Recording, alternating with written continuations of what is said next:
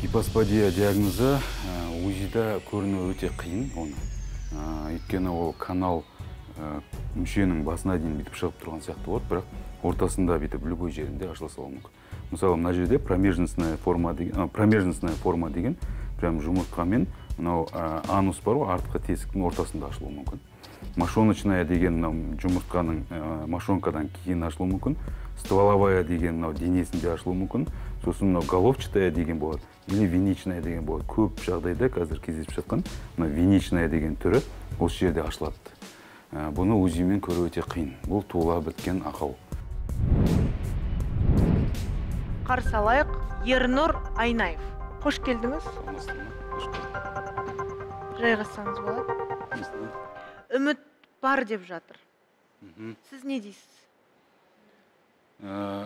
Енді мен негізі гипосподия не үшін туылады, гипосподиямен не үшін туылатынын жайында бірінші айтып кетсем. Сол дұрысырақ болатын сияқты, өйткені жаңа айтып жатыр ғой, өте көп гипосподиямен қазір туылып жатқандар деп. Оны мен мойындаймын, өте көп. Оны көп адамдар естімегеннен кейін, ол көп болып жатқанын білмейді. Біз соның ішінде жүргеннен кейін, ол өте көп деп дабыл қағып жатырмыз, бірақ оны особо ешкім көріп жатқан жоқ, оқып жатқан жоқ. Кім тас түскен жеріне, жүк түскен жеріне ауыр дейді ғой, сол кісілер ғана өзінің проблемасымен ғана жүр, қалғандарға особо ешкімге қызық емес бұл нәрсе. Гипосподия деген негізі былай бала іште қалыптасқаннан бастап, анасының ішінде қалыптасқаннан бастап, 4 аптаға дейін бала да қыз болып қалыптасады бірінші. Сосын XY хромосома деген ол баланың хромосомасы. Сол хромосома болған кезде, XY болып, бала болып қалыптасқан кезде, тестостерон деген гормонның көмегімен мынау бүткіл жыныс мүшелерінің бәрі іштен сыртқа қарай түседі. Жұмыртқалар, мүшесі өсе бастайды соған байланысты. Ал енді егер әйел адам сол екіқабат кезінде, жүкті кезінде қандай да бір дәрілер қолданса, қандай да бір стресстік жағдайлар, қазір мынау ішіп жеп жатқан бүткіл тағамдарыңыздың бәрі эстроген көтеретін тағамдар, солардың бәрін қолданған кезде артық мөлшерден тыс немесе беременності жоспарламай қолданған, жүкті болған кезде осындай проблемалар туындап жатады. Қазіргі кезде екі қабатты жүкті әйелдерде угроза болған кезде мынау дюфастон деген сияқты прогестерон, эстрогенді дәрілерді өте көп береді. Ол дәрінің инструкциясының өзінде жазылып тұрды, возможно, гипосподия болуы мүмкін деп. Соның салдарынан жаңағы мүшенің басына дейін шығатын үрпі ортасынан ашыла салады. Яғни қыздардікі сияқты ашыла салады. Ол ойлайды, мен қызбын деп ойлап қалады да. И ондай балаларда жұмыртқаларда түспей қалады. И жаңағы несі үрпісі жарты жолдан немесе жаңағы мошоночная форма дейді, промежностная форма өте ауыр түрлері. Стволовая форма дейді и головчатая форма дейді. Солай болып жолдан ашыла салады. Себебі мамасының ішінде уже проблема. Мамасында, яғни әйел гормоны көбейіп кеткен, немесе гормондарында бір сбой болған. Угроза болды ма сізде? Угроза болды. Бала түсіп қалу қаупі бар ғой. Дәрігерге апарайық, балаңызды көрсін. Ернұр мырза бізге арнайы уақытын бөліп келіп отыр. Операциялар бізде Қазақстанда тегін жасап жатыр. Не қылады ол? 10 миллион төлеп, 5 миллион төлеп, 2 миллион төлеп шетелге жасап. Дәл осыны тегін жасап бере ала ма? Тегін жасап жатыр, бірақ Ернұр мырза бірден жаңағыдай қабылдады да, уже мынаумен көп жүрсең өліп қалуың мүмкінсің деді. Операция ақылы түрде өттіңіз? Ақылы түрде. Шамамен қандай суммада жасалды? Миллион жарымның арасы. жүктілікті жоспарлау керек. Тексеріліп барып жүкті, бізде қазір өкінішке орай жоспарламайды ғой, бірінен соң екіншісін босана береді. Анемия бар қанында, жаңағы гипотиреоз сияқты аурулар бар, олардың бәрі. Жаңа ғана сіз дюфастон деп кеттіңіз, сіз де қолдандыңыз, сол дюфастонды? Негізі сіз жоспарладыңыз ба бұл жүкті? Беременность планировали. Екі баланың ортасы 4 жыл. Витамины пили, мы пропивали дюфастон, назначают, я не знаю, он гинеколог назначает дюфастон. Дюфастон тағайындайды, себебі бас кетіп жатса шашқа қарамайды дейді ғой. Мысалы, дюфастонды не үшін тағайындайды? Угроза болған кезде тағайындайды. Угроза болды ма сізде? Угроза болды. Бала түсіп қалу қаупі бар ғой. А енді угроза не үшін болады? Анасының может дұрыс планировать етпегеннен, анасының ішінде бір қандай да бір ауру бар болған салдарынан болуы мүмкін. Менің білуімше дюфастонның әсері ол сонда матканың расслаблениясына ықпал етеді дейді. Негізі ол эстроген әйел гормонын көтереді да, ол матка деген ол баланың үйі ғой, сол үйін жақсарту мақсатында, тонусы, матка тонусы қатты болып қалған кезде соны босату мақсатында жақсы болу үшін береді ғой негізі. Кері әсері сонда? Ешкім бермейді ғой, бірақ әрбір дәрінің сондай побочный эффектілері бар да. Сол сияқты тура сол дюфастонның да сондай побочный эффектілері бар, кері әсерлері бар да. Дюфастонның не қажеттілігі бар онда? Енді дюфастон ішпесе бала түсіп қалсашы. Дюфастон мысалы ішпегендерде, осы жақында бір әйел кісі келді, мен колаға жерік болдым дейді. Күніне 2 литр, 2,5 литр кока-кола ішетін дейді. Беременность кезінде все береміз. Басынан бастап аяғына дейін 2,5 литр күніне кола ішетін дейді. Балалардың жұмыртқаларын қарасақ, жұмыртқалар өте кішкентай тас болып қатып қалған. Олардың жұмыртқалары өсіп кету ықтималдылығы өте төмен. Мына жағдайда мысалы, мына баланың ертең жігіт болғаны, үйленген кезде, әке болған кезде соған кері әсер етеді ме? Соның бәрін қадағалау керек. Бола ала ма вообще әке? Құдай қаласа болады, егер тұрақты түрде тексеріліп, уақытын өткізіп алмай, анализдерін тапсырып, білікті маманға қаралса, Құдай қаласа болады. Енді бағанағы екінші вопросқа келетін болсақ, бұл кісі де айтып жатыр ғой, мысалы шетелдегі дәрігерлерге жасатамыз деп. Жасатады шетелдегі дәрігерлерге, неге жасатпайды оларға? Себебі көріп жатыр, бұл кісілерде группалар, мен білем ондай группаларды. WhatsApp группалар бар, 400 мыңдаған адамдар бар да, именно Қазақстан, Қырғызстан, Өзбекстанның әр жерге барып, жасатып, таяқ жеген адамдары солар қосады. Егер ол операциялар бізде Қазақстанда тегін жасап жатыр. Не қылады ол? 10 миллион төлеп, 5 миллион төлеп, 2 миллион төлеп шетелге жасап. Дәл осыны тегін жасап бере ала ма? Тегін жасап жатыр. Мақсат операция жасау емес. Мақсат соңғы результат. Содан кейінгі шыққан результат.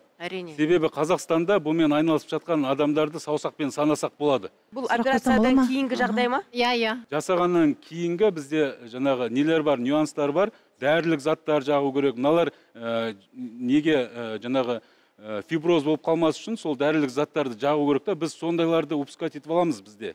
Оған қатты көңіл бөлмейміз. Мысалы шетелге бар. Ата-ана тарапынан күтім керек, отадан кейінгі. Ана тарапынан да, дәрігер тарапынан да ескерту керек. Осындай дәрілер жағылу керек. Осындай күтім керек. Балаларға өте қатты үлкен күтім керек. Себебі операция оңай операция емес, өте қиын операция. Шетелдердің өздерінде бұндай операцияны кез келген дәрігер жасай бермейді. Шетелдің өзінде осы гипоспадиямен ауыратын балаларын группадағылар біледі. Мысалы, Россияның өзінде бір 7-8 адам өте жақсы жасайтын сондай адамдар бар да. Қазақстанда да сондай 7-8, максимум 10 адам болуы мүмкін жақсы жасайтын. Бірақ мен жасап берем деп жасап атқандар көп, өкінішке орай. Бірақ кейбір кезде қарасан, баяғы методпен жасап жатыр да, әлі сол машонканың жан жағындағы терілермен жасап жатыр. Ол ертең өскен кезде одан түк шығады, ертең тас болады. Сосын біз үлкейген кезде бізге келіп, мен мысалы өзім 3 балада тас өсіп, сосын терісін қайтадан алып тастап, қайтадан ауызда шырышты қабаттан тері алып жасаған кездеріміз болды. Негізі жалпы тарихта болған, бәріміз білетін шығармыз, сүндеттеліп туылған деген, ондайды естуші едік. Уақытты оздырмай жасаған дұрыс па, әлде уақытты өткізіп жасаған дұрыс па? Осы сұраққа ғана жауап беріңіз. Өкінішке орай, сол бізде баяғы нелермен, баяғы біліммен қалыптасып қалған біздің кімдердің, мысалы, осындай ата-аналардың өздері де кей кезде қателеседі. Енді бұл кісілерді түсінсе болады. Жақсы жерге барғысы келеді ғой. Кейбір кісілер хабарласады да, сіздің стажыңыз қанша деп. Мен айтам 15 жыл десем, онда азырақ екен дейді. Бізде 30 жыл, 40 жыл, 50 жыл стажымен жүрген кісілер бар, өкінішке орай. Ол сол кездегі бұрынғы методпен жұмыс жасайды демек, ол кісілердің айтатыны сол 5 жасында, 7 жасында жасаймыз дейді. Бірақ қазіргі кезде бұны 1,5-2 жасында, 2,5 максимум жасында жасау керек негізі. Ернұр мырза, сіз мына сұраққа жауап беріңізші. Осы біздің статистика бойынша Қазақстанда осындай дертке ұшырап жатқан баланың саны қанша? Енді статистиканы мен санаған жоқпын, бірақ өте көп. Осы жағдайда қанша рет операция жасалыну керек мына балаға? Және оған жүрек шыдай ма, кішкентай баланың, нәрестенің? Қанша рет операция жасасақ, ол сауығып кетеді деген үміт, сенім бар. Бұл операцияның екі түрі бар. Біреуі одноэтапный, сразу бір дегенде жасалып кетеді, сатысына байланысты. Егер головчатая мен стволовая болатын болса, бір этаппен жасап кетеміз. А егер мошоночная, промежностная болатын болса, онда 2 или 3 этапқа дейін бару мүмкін. Көп жағдайда 2 этапта жасалынады. Мысалы, 2 ота жасататын болса, 2 отаға былай 2 траншпен төлейді. Иә, сонда 3 миллиондай кетеді ғой, ақыл түрде болса, Қазақстанда. Егер шетелде жасататын болса, мысалы мен жақында ғана Москвадан профессор шақырып, өзіміздің клиникада мастер-класс өткіздім. Біздің клиникада жасап кетті. Дёмин деген танисыз ғой оны? Ол тоже қолы жақсы кісі. Бізде дәрігерлерде мынандай нәрсе болады, золотая рука деген болады. Кейбіреулердің қолдары жеңіл болады, операциялары жеңіл өтеді, жақсы өтеді. Сіз өзіңіз жасап жүрсіз бе қазіргі таңда осындай операция? Мен жасап жүрмін, иә. Осы операцияларды жасап жүрмін. Уролог дәрігер Ернұр Арнаевтың емханасына бардық. Тумасынан гипосподия дертіне шалдыққан науқастардың бірімен сұхбаттасып едік. Ол сырқатымнан айығып келемін деп қуанышын жеткізді. Операциялар көп болды. 9-шы операция осы.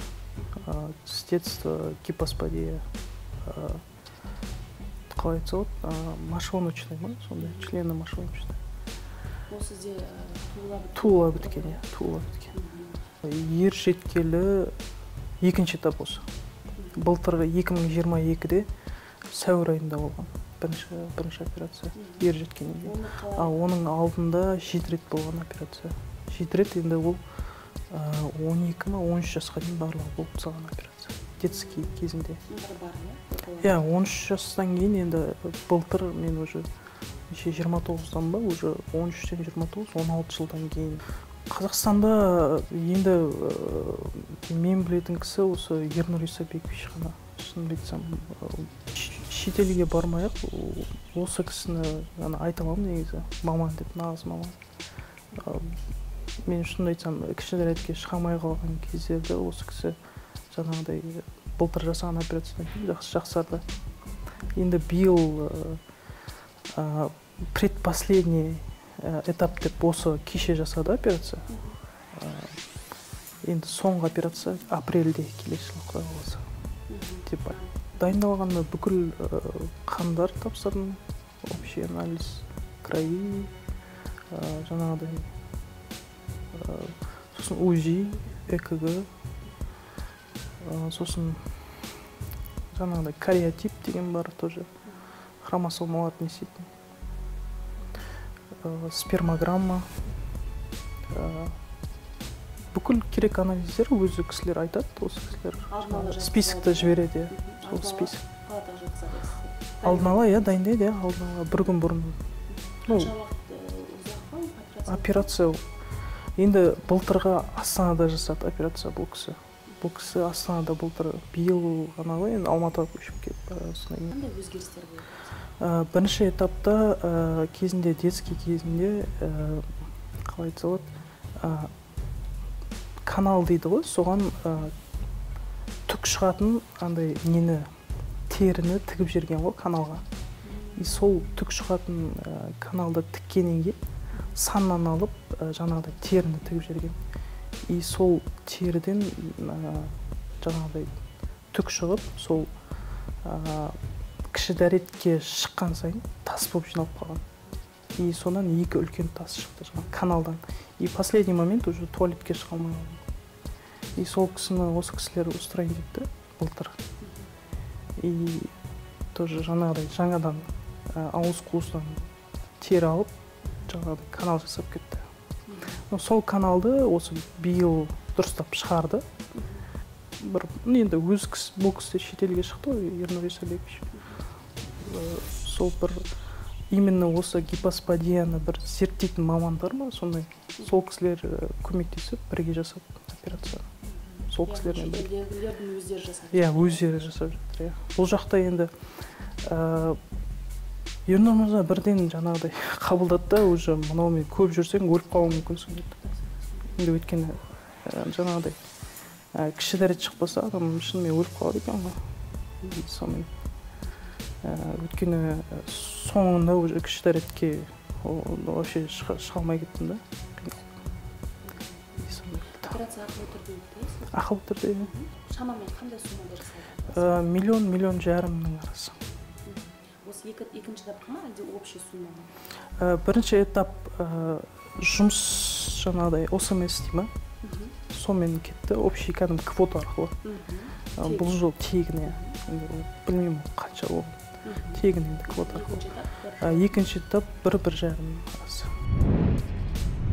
Гипосподия деген аурудың тағы бір ерекшелігі, бұл мысалы бағана сіз айтып кеттіңіз ғой, сүндеттеліп туылған деген. Сүндеттеліп туылғандардың почти 80-90% осы гипосподиямен туылғандар. Гипосподия головчатая форма или басынан, тесігі басының ұшынан емес, кішкене төмен ашылу мүмкін да, и сол жердегі тері жетіспей, тері үстінде болып қалады. Соны сүндеттеліп туылды деп көбісі шатасып жатады. Негізі ол аномалия болуы мүмкін. Сүндеттеліп ол басы ашылып туылып жатқандар да бар, бірақ көп жағдайда осы гипосподия, без гипосподии деген диагноз бар да, жаңа гипосподияның мүшенің жаңа үрпісі басында миатус деп қоямыз, сол кішкене ғана мүшенің астынан ғана ашылады. Сол кезде басы жаңа шеткі тіні ашық болып туылады ол балаларда.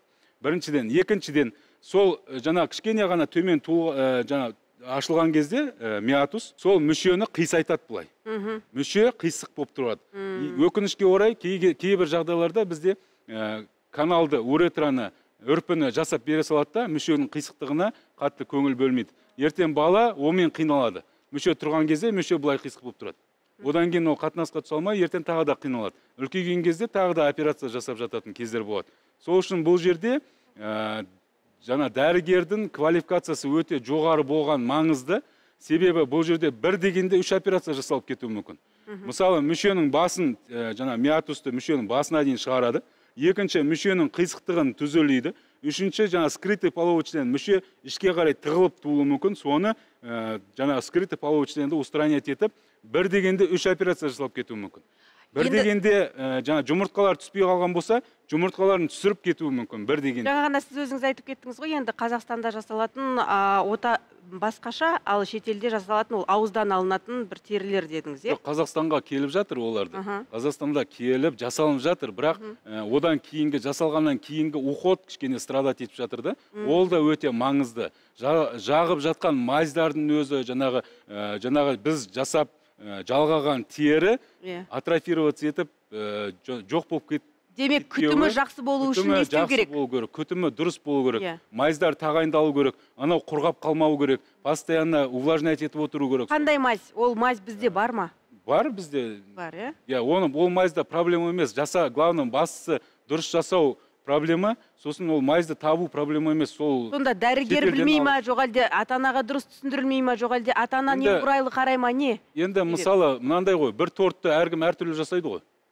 Мысалы, біреуден үйрену мүмкін, бірақ сол торттың тура бір рецептпен жасаса әркімде әртүрлі шығады ғой. Бұл жерде де тура сондай ғой.